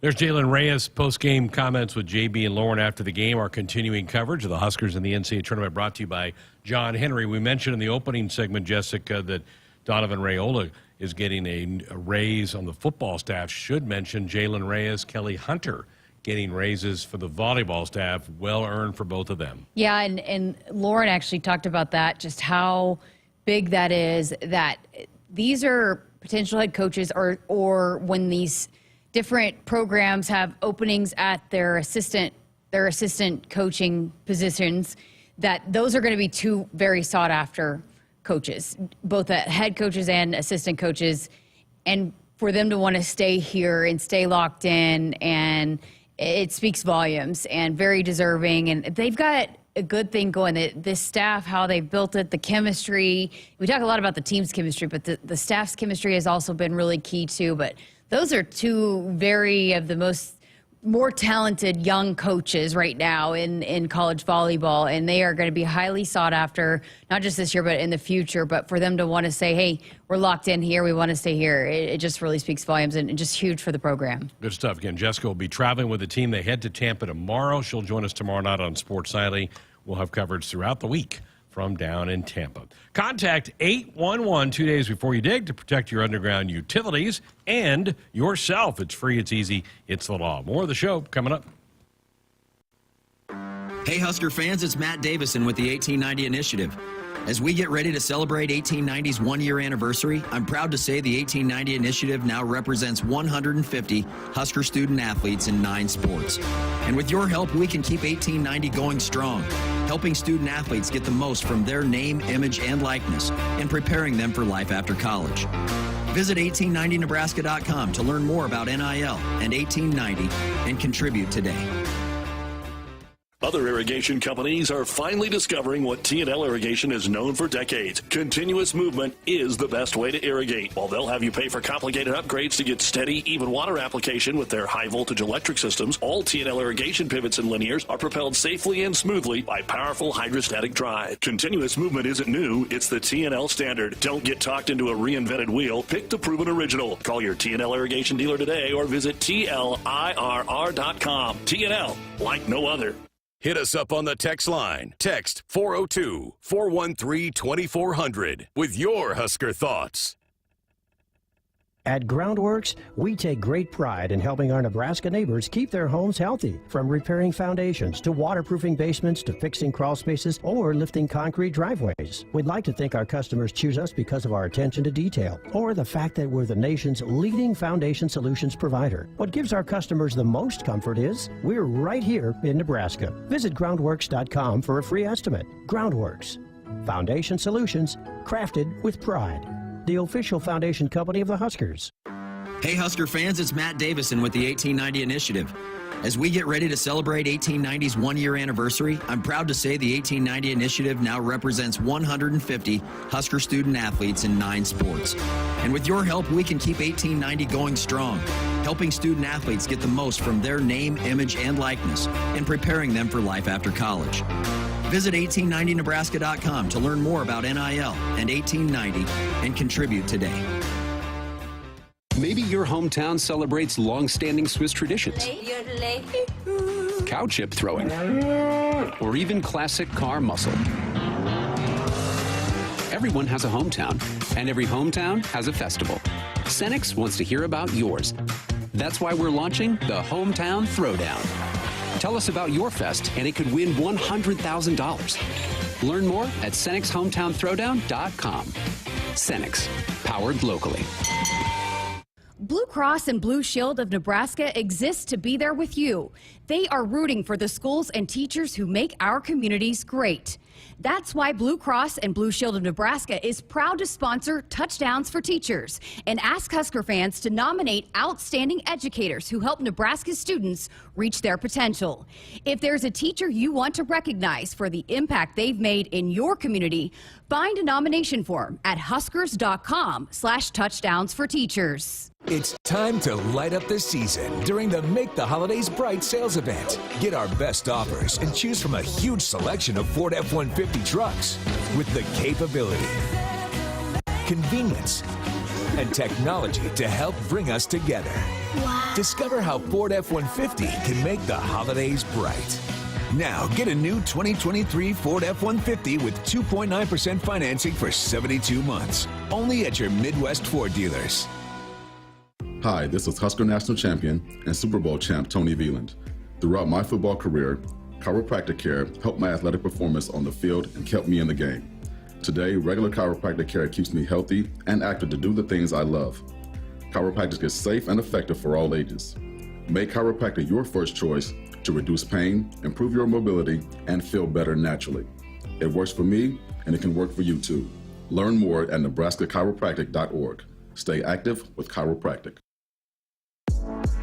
Folks, you could win a 2024 Porsche Macan from Porsche Omaha this season. 4 lucky Husker fans are going to have a chance to win the 2024 Porsche if they make a full court putt at halftime at one of 4 men's basketball games. To get information and the official rules, go to www.huskers.com/putt. That is not easy to do. Welcome back, Sports Night here on a Monday night, busy weekend. Really good weekend for Husker athletics.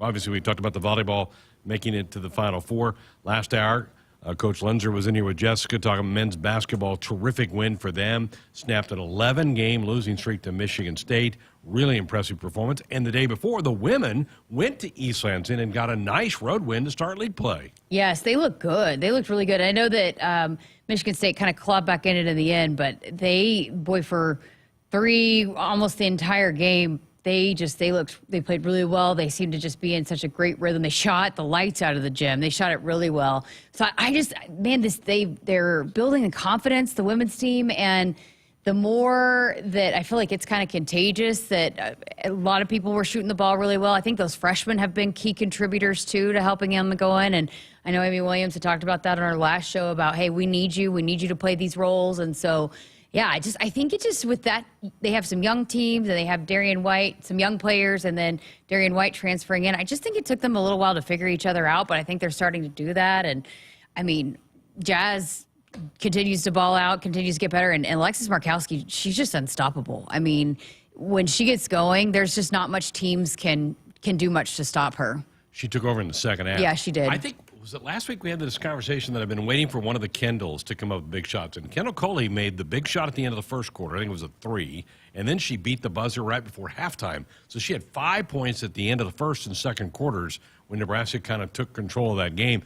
That might have been her best game as a Husker. She played really well. Yeah, I mean, it was very balanced, right? A lot of players stepped up. But, yeah, she's made a couple big plays off the bench. But they need that. They need that, and especially with Ani kind of trying to come back, and they need one of those players, and they need the whole bench. And so I think they're playing with a lot of confidence right now, and that was a big win for them to get off to a win in Big Ten play there here in the early goings. They have 2 more non-conference games left. They'll play Southern on Sunday. That's their next game at the PBA. That's been moved up, folks, to noon with anticipation of a volleyball match later that afternoon. So if your original schedule might be different, it is at noon on Sunday as they play Southern. Then they go to Lawrence to play the Jayhawks next Wednesday night, and then they'll break for Christmas and come back, and then it's all conference after that point on. They play Maryland on New Year's Eve. It's not at night. It's on New Year's Eve day. Is that the correct way to say that? New Year's Eve day? New Year's Eve day? Day. Isn't it New Year's Day? Well, New Year's Eve day. Yeah, New Year's Eve day. It's just New Year's Eve. Okay. So So they play on New Year's Eve, but they don't play at night. They play at noon or something like that, or 1 o'clock that day. So I think all day is New Year's Eve. Okay. I get my semantics mixed up on all of that. So this is finals week. Duke, you got a final this week? No? Yes? Yeah, I do. I have one on Wednesday. Okay. So the finals aren't what they used to be. It's not like you have 5 or 6. A lot of these places have, like Henry's gone. Our young Henry's, he's gone. He left last week. He's out of here. It was funny because I was asking Ridge Lovett about that last week, and it was dead week, right? And he goes, I haven't had a dead week since I've been here. They're all getting stuff done. He's like, I've had a ton of projects this week, and it's definitely not a dead week. And so I think for some classes, there's nothing going on this week. So- I'm telling you, the parking lot's still full, so there must be. What's that all about? Get out of here. Like, once finals are done, usually that's when you could get some parking, but it was still a pretty big nightmare today. So no, per university rules, now Final Four is an exception, but you're not allowed to have games. That's why there's no men's basketball, no women's basketball, no wrestling during the week. Wrestling will wrestle against South Dakota State Saturday at the Devaney Center. In fact, we're going to talk to Mark Manning later in the week. And men's and women's basketball both play on Sunday. But because of finals, university policy, you're not to participate in something. Obviously, an NCAA championship negates that. Yeah. Trumps that. So but they may have to take proctors on the trip to get them ready for some of those ladies might have a final. Yeah, I'll have to ask about that, or if they took them before or after, or how that works. I'll have to do some investigative journalism. They would have had a chance today, and then you're leaving, what, 2 tomorrow? So they maybe have a chance to get one out in the morning. Yeah. To it, so. But, yeah, that's why it's kind of a quiet week for sports for us. We will not have another broadcast of athletics till Thursday night with Husker Volleyball at 6, 5 o'clock for pregame coverage. And then hopefully a busy Sunday. Yeah, that's the plan. Hey, do you remember your hardest final? Yes. What? I don't know that I have time to get into the story. Russian lit. Russian lit? Yeah. Wow, that sounds tough. Mine was media law. Oh, I wouldn't lie like that. The story of the Russian, real quick. My roommate and I were both in the class. We knew it was one of those things where you have to Scantron? No, you have to write a paragraph or Oh. whatever. So you have to. What kind of test is that called? Like an essay? Short essay Yeah. test. So they gave us 10 topics. They said 4 of these will be on the test. So we divided up. I said, you study these 4, give me your notes. I'll study these 4. Well, I did my research. He did not. 3 of the 4 were questions he was supposed to research. Oh, no. Bombed it. Uh-oh. Did you pass the class? Barely. D stands for diploma, senior year. Break coming up. Weekend winners next. A few drinks at home after work, a couple of hits at a party with some friends, over-the-counter drugs for a minor illness, a new daily prescription, and you're not quite sure how it makes you feel. It doesn't just matter how much of a substance you take. If it impairs you, driving becomes deceptively dangerous.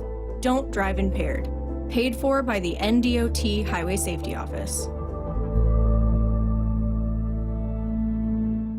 Farmers, ensure your engines have the power and performance to get the job done. Central Valley Ag can help with Ruby Fieldmaster Diesel. With 4.5% more power and up to 5% better fuel economy, you can be sure your equipment is running on the best fuel. Register to win 500 gallons of Ruby Diesel when you contract 500 gallons or more. Enter to win at cvacoop.com. Our planet is hungry. Together, we feed it. There's room at the table.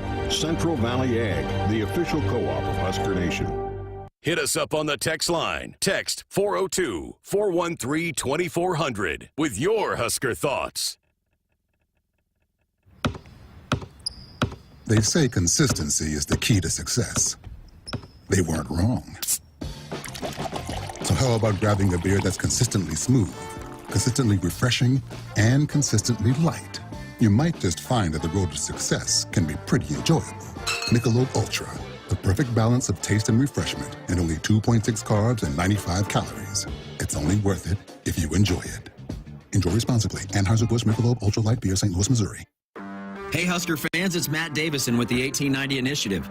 As we get ready to celebrate 1890's one-year anniversary, I'm proud to say the 1890 Initiative now represents 150 Husker student-athletes in 9 sports. And with your help, we can keep 1890 going strong, helping student-athletes get the most from their name, image, and likeness, and preparing them for life after college. Visit 1890nebraska.com to learn more about NIL and 1890 and contribute today. Back inside our Huskers Radio Network Broadcast Center, sponsored by Acres. They are the Midwest's premier John Deere dealer, supplying the equipment and service to advance agriculture and much more. Acres solutions for every field. That time of the night to take a spin around the room and get our weekend winners. And because the young college student probably has enough stress on his mind, I'll get his stress out of the way. So, Duke, who's your weekend winner? My weekend winner, I think it's kind of hard not to. It's going to be the Nebraska basketball team. Big win against Michigan State. Which one, men or women? They both played Michigan men, State. That's right. That's All right. right, yeah. Men. got back on track and looking forward to K-State on Sunday. That felt like a big win for that team, right? Yes, yeah, I think so. And just starting off Big Ten, I mean, we heard the men talk about that, about just these early games, getting that first win in conference play on the road is always hard to do. And Michigan State was going to be a tough matchup. I thought that was a really big win for sure. All right, Cole. Well, there's all this stuff going on Twitter or X. There's all this hype, but I feel like he's setting a joke up. A constant has been Coach Ed Foley, who has gone to seemingly every high school in the country. He's just on the grind, and I respect it. Good for Ed. So that's my winner. He was over in Iowa today, over in Council Bluffs and some of those places over in Iowa. So, yeah, he was making his Iowa loop today. Fun guy. So Duke ended up going with the men's team, right? He did. I'll go with Natalie Potts. Oh, great. How many Big Ten Freshmen of the Week? Has she won every one? I think it's 3 now. She's three won. of the 4. Yeah. I mean, just continues to just a huge part of what this team wants to continue to do, and she continues to ball out. Was a big part of that win that we just talked about how big it was for this team. But she keeps racking up those Freshman of the Week awards. Very good. Great player. I really like watching her play. I'm going to go national for my winner, Shohei Ohtani. Wow. He signed a little deal. Did you guys hear about it? Little deal? Little one? $700 million, and it's backloaded. So the Dodgers only have to pay him $2 million a year for like the next 7 years, and then he gets the rest of it after he basically retires. So I saw a couple of stats on that. One of those was that he's getting paid, $2 million a year to be the best player to ever play in baseball history. Jimbo Fisher's getting $72 million to not coach Texas A&M football. The other thing was he got, how 700 million? 700. There's 331 million people in the United States. He could give $1 million to everybody in the country. No, he couldn't. You got to redo your math on that. I saw somebody tweet that. I'm like, that doesn't work that way. Somebody Nate tweeted Loenser that. was telling me that in the break. $1 million, it would be like $100,000 for everybody still, but because do the math. $1 million. I'm not good at math. Right, Cole? Don't give me a final today, Greg. Cole, you could do that, right? It'd be like $2 a person. Yeah. Why would it be $2 a person? Can't be $1 million per person because after that would get 370 people, right? That would get to 370 people. Now, somebody tweeted that the other day. I'm like, I replied to it with the I'm perplexed emoji because somebody said we could solve a lot of problems that one. That isn't what it. I see. That wasn't. Okay, so yeah, that makes sense. I'm glad we straightened you out. Well, because that's what Coach Loenser was the one that was talking about that. I'll go straighten him out later. Yeah, you might need to break down the math for him too. Coach Loenser, that's disappointing. That's an Iowa-educated guy for you right there, Nate Loenser. Iowa State, right? Yes. I'll get on him about that. Well, hey, travel safe. This is going to be fun. I'm so excited. So I'll be there. I'll get there tomorrow and got all the coverage for you. Got all things lined up. It should be fun. How many Husker fans do you think will be in the arena? Oh, 6,000, 8,000? I know that the allotment sold up pretty quick just for our allotment, but I was looking up at prices, and there's no doubt that Nebraska fans took up a lot of that, just selling out that arena and the tickets there, but also Wisconsin fans. Yeah. I think there's going to be a big, strong showing from both those schools. And they travel okay too, don't they? Yeah, they do. The Horns. But who would you pick, Wisconsin or Texas? Wisconsin. Is that who you want to win? No. I think I want to play So you're Texas. gonna horns up? I think I want to play Texas. I really do. Kirk Bowles, the longtime columnist of the Austin American-Statesman, tweeted after they beat Stanford. He says it's the best program at the University of Texas. Wow. Is their volleyball program. And he's probably not wrong. Probably not surprising, yeah. Probably not wrong. Good show tonight. Woodhouse Auto Family is your trusted auto partner. 20 brands, 20 convenient sales and service locations. We're making car buying on your terms. Visit us online at woodhouse.com. Back with a full show tomorrow night. Have yourself a great night. Good night. Hit us up on the text line. Text 402-413-2400 with your Husker thoughts. Hi, this is Husker National Champion and Super Bowl champ Tony Veland. Throughout my football career, chiropractic care helped my athletic performance on the field and kept me in the game. Today, regular chiropractic care keeps me healthy and active to do the things I love. Chiropractic is safe and effective for all ages. Make chiropractic your first choice to reduce pain, improve your mobility, and feel better naturally. It works for me, and it can work for you too. Learn more at nebraska-chiropractic.org. Stay active with chiropractic. Woodhouse has been delivering you confidence in car buying since 1975. And now we're giving you the convenience of doing it 100% online with Buy Now. Anytime, from anywhere, you can compare hundreds of hand-picked, safety-inspected, pre-owned cars, trucks, and SUVs that are available to purchase completely online. Shop smarter with personalized, estimated payments on all the inventory. Apply for financing and schedule your driveway delivery all online. Woodhouse, delivering a better way to car buy online with Buy Now.